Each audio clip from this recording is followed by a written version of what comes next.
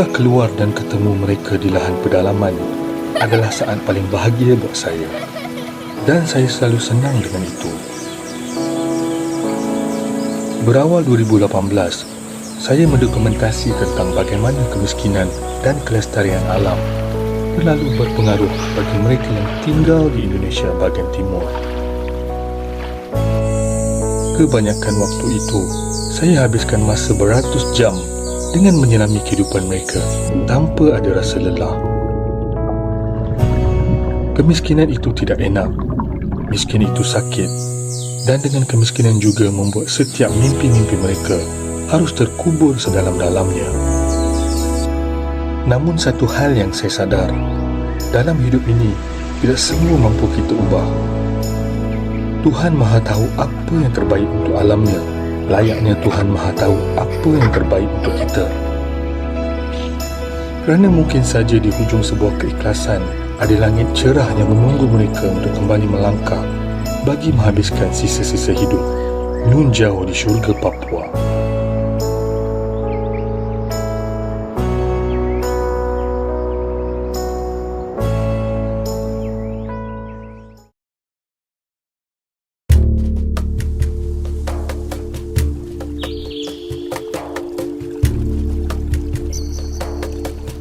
Daerah Papua Barat memiliki potensi yang sangat luar biasa yang masih menyimpan misteri kekayaan alam yang perlu diungkap.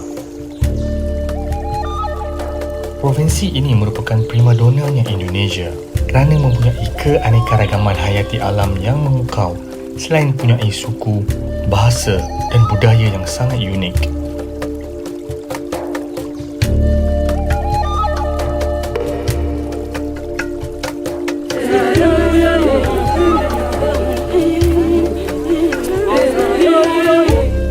Selain dari Kepulauan Raja Ampat, Papua Barat juga memiliki ratusan gugusan pulau-pulau, daratan dan pesisir pantai yang terletak di Taman Nasional Teluk Cendrawasih. Etnik asli Papua Barat ini memiliki tradisi tersendiri dalam menjaga alamnya. Mereka mewarisi dari leluhur secara turun-temurun yang kini menjadi kearifan lokal serta sebahagian dari kekayaan budaya mereka.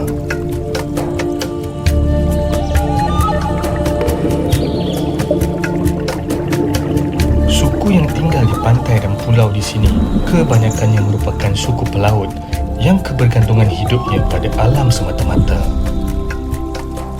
Berdasarkan etnik, kebanyakan berasal dari suku Maya, suku Amber, suku Moi serta suku Biak.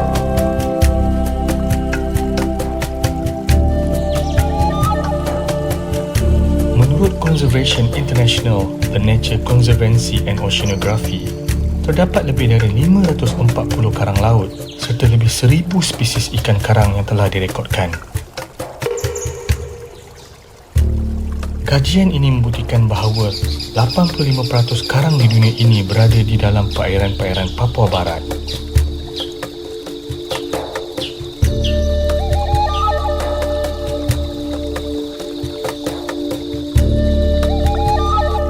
Saya bertuah kerana berkesempatan melakukan data dan pemetaan di beberapa kawasan Taman Nasional di sini, dan salah satunya adalah di Taman Nasional Teluk Cendrawasih.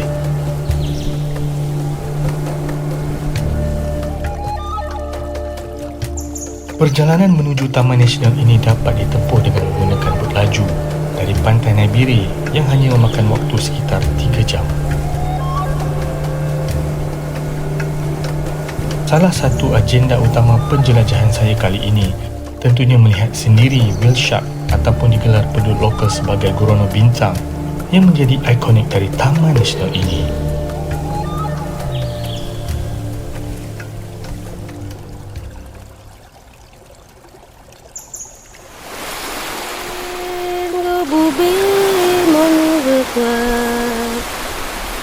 Saswar marise wanilem isopi nayama pir saswar marise wanilem isopi nayama.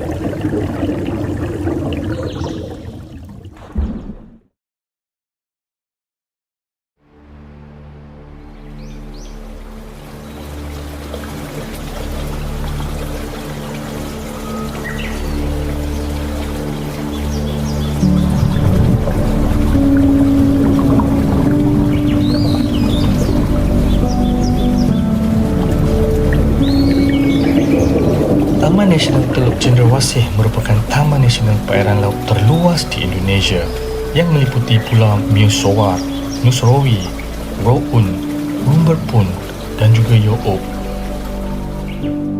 Ini rumahnya bagi hiu paus. Kehadiran hiu paus liar di wilayah Teluk Cendrawasih ini menjadi indikasi positif yang menunjukkan wilayah ini sangat penting secara ekologis untuk spesies-spesies karismatik. Hiu paus dapat berenang sejauh 10,000 km ke Samudra Pasifik, lalu tetap kembali ke Teluk Cendrawasih secara alami. Ini sebuah proses dan perjalanan yang sangat unik dan hanya ditemui di Taman Nasional ini.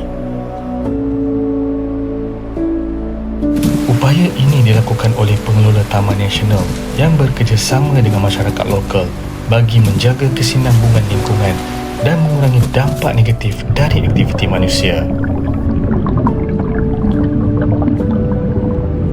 Secara geologinya, terdapat lebih 200 spesies karang di Taman Nasional ini yang terdiri daripada 67 jenis dan subjenis Scalerectinians corals. Ia memiliki ekosistem tropis daratan, ekosistem paya bakau, hutan pantai, rumput laut dan terumbu karang. Haiwan raksasa ini hanya memakan dan menyaring ikan-ikan kecil dan plankton serta berenang tidak jauh dari bagan atau platform yang telah disediakan oleh nelayan lokal.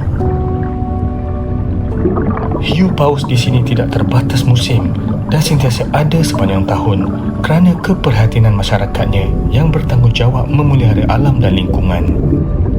Perairan Teluk Cendrawasih ini telah menjadi habitat, laboratorium serta jendela untuk mengawal mamalia raksasa ini dengan lebih dekat.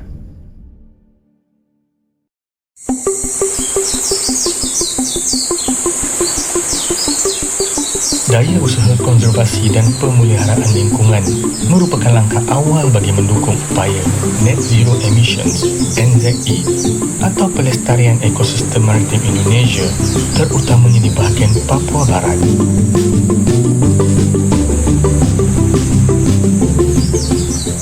Untuk kali ini monitoring dilakukan di dua kawasan konservasi. Yang pertama di kawasan konservasi Kepulauan Fam.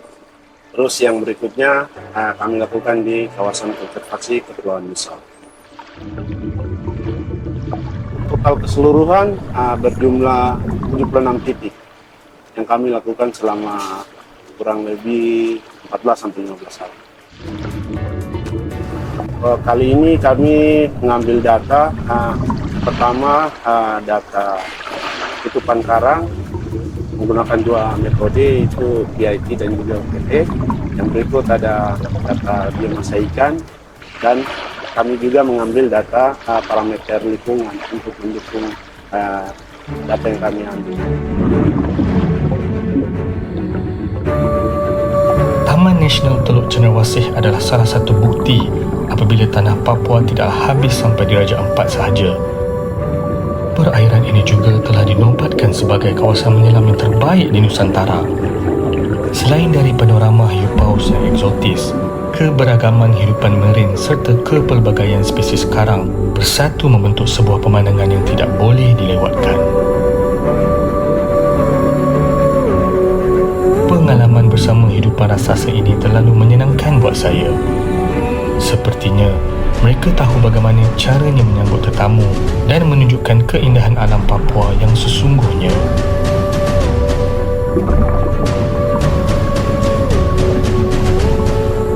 Dengan adanya konservasi alam dan lingkungan serta ruang lingkup yang sistematik, saya percaya Taman Nasional Teluk Cendrawasih ini mampu menghadapi ancaman dari alami maupun dari dampak kerakusan manusia. Kesedaran ini seharusnya dipertingkatkan bagi memelihara dan memelihara agar syurga tanah Papua ini terus kekal lestari.